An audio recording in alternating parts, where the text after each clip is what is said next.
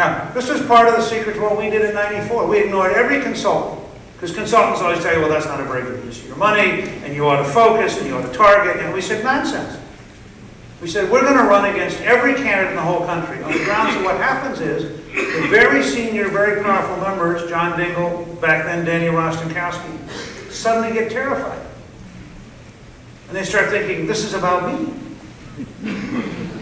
And guess who absorbs all of the campaign money? And suddenly, instead of them spending money on marginal seats, they suck all the money into the senior incumbent seats, and suddenly they give up control of the House. That's part of what happened. We ran candidates against everybody in 294. Not that we were going to beat them. We were going to keep them so worried, so focused, so confused, so off balance.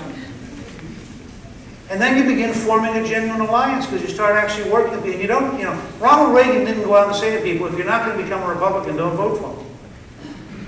Ronald Reagan went out and said to everybody in America all through the 60s and 70s, this country needs to change. This country needs to move to the future. And people said, I'm with you. And then gradually they began to say, well, I'm a Democrat, it's for you. And then they'd say, well, maybe I'm an independent, it's for you. And finally said, gosh, I guess I must be a Republican. I voted for you.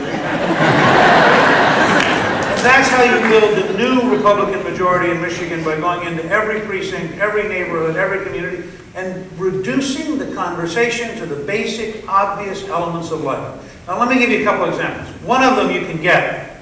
If you go to YouTube, you can pull up FedEx versus federal bureaucracy. It's a 3.5-minute program. Have any of you seen it? I'm just curious. 1,100,000 people have seen it without any advertising. And it comes from a speech I gave at the American Enterprise Institute. It's very simple. Let me walk you through it, because you can go back home. I believe you can get to 85 or 90% support in Michigan if you explain this over and over again in support. How many of you have ever gone online to check a package at UPS or FedEx? Raise your hand.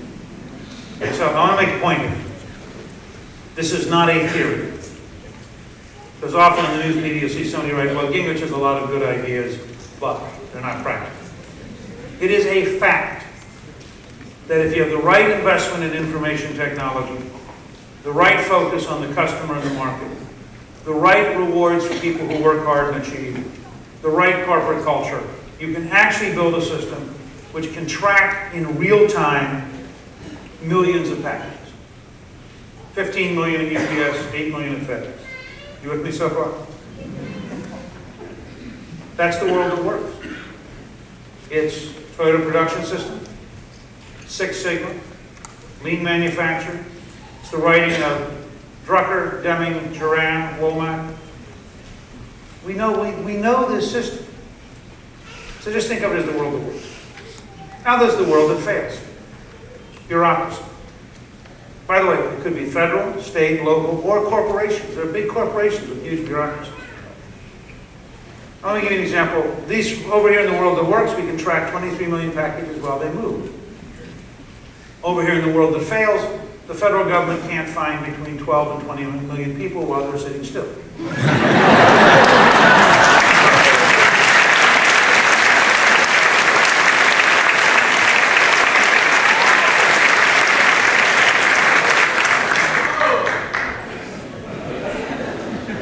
I have a simple policy proposal. For a couple $100 million, we could send a package to every person who's here illegally. When UPS and FedEx find them, we pull it up on the computer, we know where they are.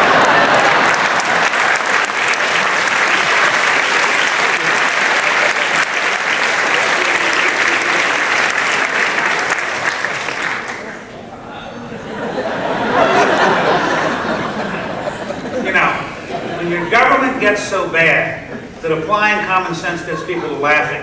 There's a fundamental challenge going on. Now let me carry a step further. How many of you have ever gone to an automatic teller machine outside the U.S. and gotten cash? Okay. So again, not a theory, right? Cliff and I were recently in Moscow and St. Petersburg. Everywhere I go, I check out the ATMs. I'm not going to say any comment about what happens to the money that comes out, but anyway. All over the world, You walk up to an anonymous machine, 24 hours a day, 7 days a week. You put in a plastic card, punch in a 4-number code. It reaches out 7,905 miles. It finds your bank, verifies who you are, validates you have enough money, translates it into the local currency at a slightly bad exchange rate. But better than your hotel. And it is so accurate, it takes less than 11 seconds. Is that your experience? Okay, so think about this. We have managed to invent in the private sector, in the world that works, an information system that you trust so much, you open up your checking account across international borders. You don't worry about what the exchange rate is, you accept it. And most of you don't actually check to see how much money you have. You just keep getting money out for a while and hope you left enough in. Right? It is that level of security, that level of access. That's the world that works. Now here's the world that fails. There's a case underway in California involving somebody who had false papers, who was the 42nd person to file the same Social Security. So over here, we can track your personal account accurately all across the planet. Over here, your federal government couldn't figure out person number 2, person number 3, person number 4. They actually didn't figure out 42, except it came up in the lawsuit. The world that works, the world that fails. Of course, Lansing and Detroit have the same challenges. You have, for example, and I'm going to touch a very hot button. You have a health insurance program in this state that is artificially expensive, maybe by as much as $400 million a year. But it almost makes me think sometimes we're Hindus because we have sacred cows that are all over the system. You can't touch it because if you touched it, then you would be touching it. That would be terrible. Therefore, you can't talk about it because you talk about it. You said to the average teacher, what if we just gave you the money as a pay raise and if for 3 years, let's cut the following contract. For the next 3 years, we get to bid out the system. If we get you good health insurance at dramatically lower cost, we'll give you the difference as a bonus to pay for the transition risk. Because you got to start a new conversation. I mean, it doesn't do you any good just to be in the middle of yelling at each other.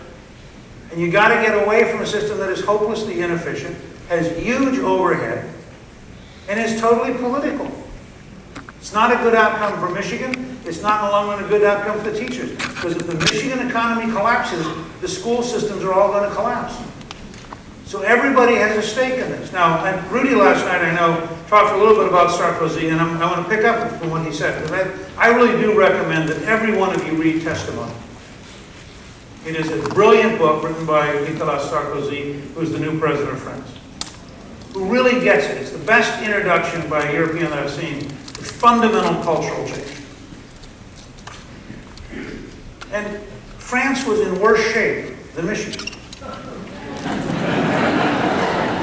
I was in France in 2004, giving a speech for Merrill Lynch.